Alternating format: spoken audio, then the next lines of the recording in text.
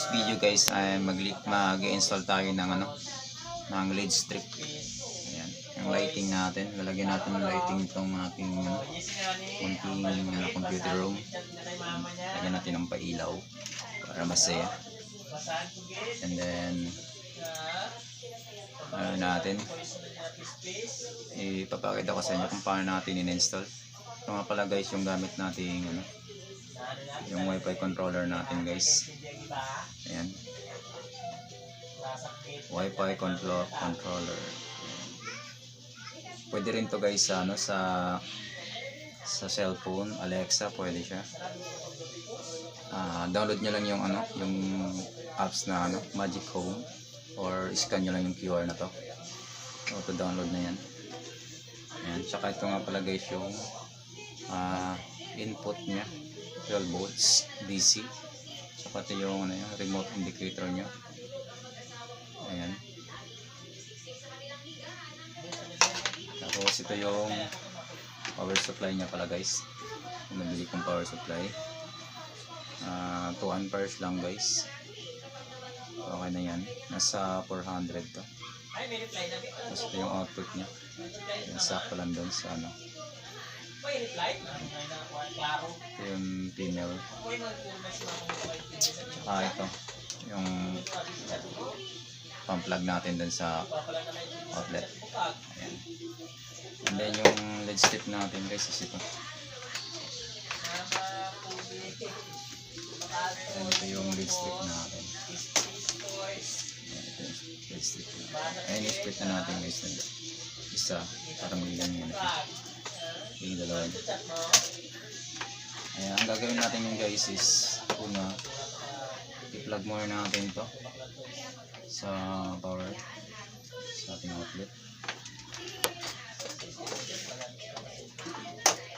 Ayun. And then kakabit natin siya dito guys. Ayan. Kakabit natin siya dito. Meron na siya. And then ito kinabit ko na to guys, kinabit ko na siya. Make sure natin guys is nagtapat yung arrow to arrow guys. Meron siyang sign na arrow.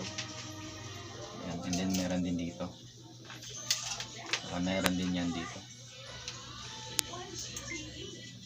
Ayan, meron yan dito.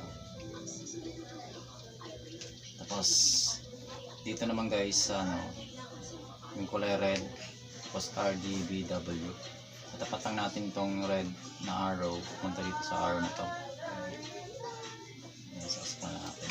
Ayun, umilaw na siya guys. Ayan. Ito yung remote nya guys.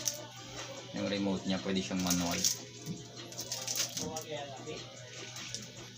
Pwede siyang manual. Ayan, pwede siyang, marami siyang kung gusto mo yung strobe, flash. Ayan, pwede mo siyang i-flash. Fade, pwede rin siya mag-fade. Parang nag-fade lang siya. Tapos smooth.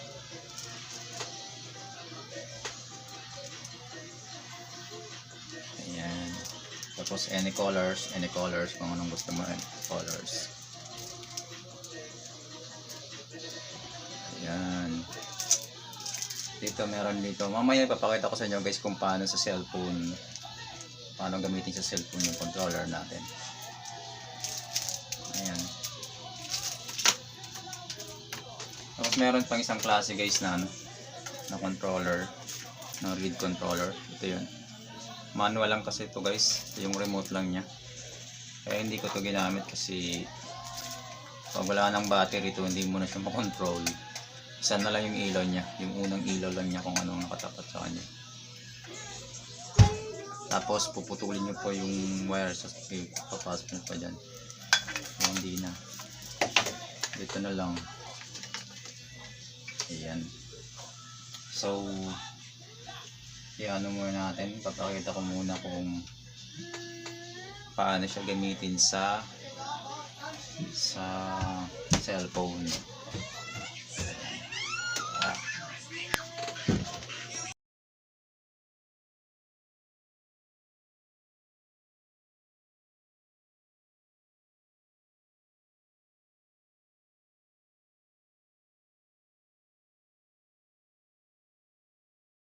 And ayan guys, so bali unang step natin is open tayo ng Play Store. Download muna natin yung app na Magic Home.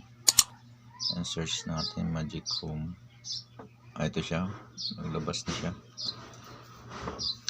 Ayan. So bali meron na akong app. Update ko na lang. And then proceed na tayo dun sa second step natin. Open natin yung Wifi muna. Ayan. Punta natin yung Wifi. And then connect natin sa lead. Ayan, automatic connect na siya sa lead net. And then punta na tayo sa apps. Third step natin. Ayan, ito yung Magic Home. Ayan, pwede tayo makapagpili dyan ng kulay guys. Ayan yung warm white nya. Kung gusto mo yung madilim-dilim siyang konti.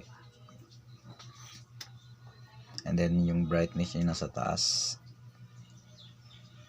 para mas matingkad. And scroll mo lang yan kung saan yung gusto yung kulay.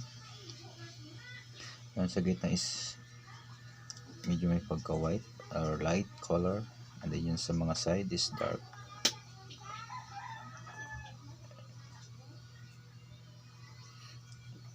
And then meron din siyang 7 colors. 7 colors cross speed. Mas marami ka pang pagpipilian mga functions yan. Then pwede ka rin mag-custom. And then yung speed nya, adjust na lang. Ayun lang.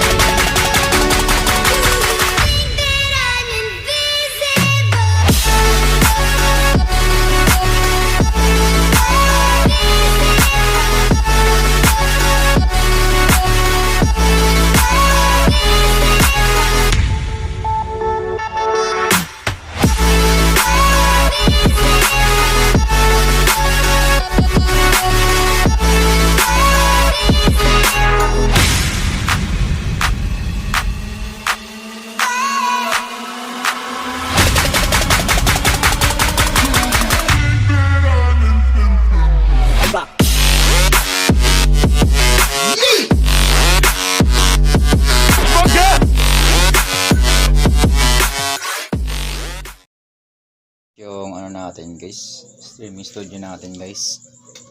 Ayan. Ayan na yung natapos nating pailaw. Ayan na siya. Ayan na siya. Nakabit na natin. Ayan, naka-strobe siya.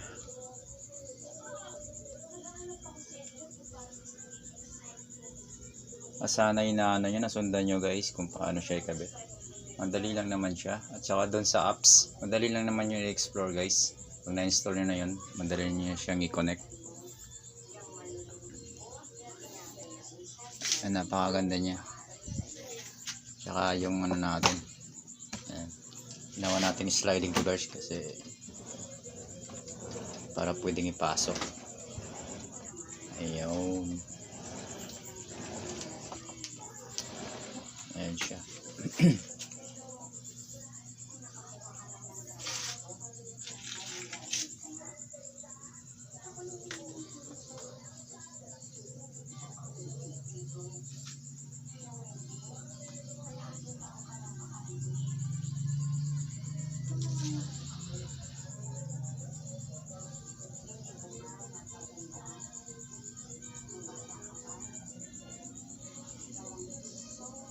Ayan guys, ayan lang guys. So bali ito lang yung ano natin, installation lang tayo ng lead strip. Ayan. Salamat, thank you for watching.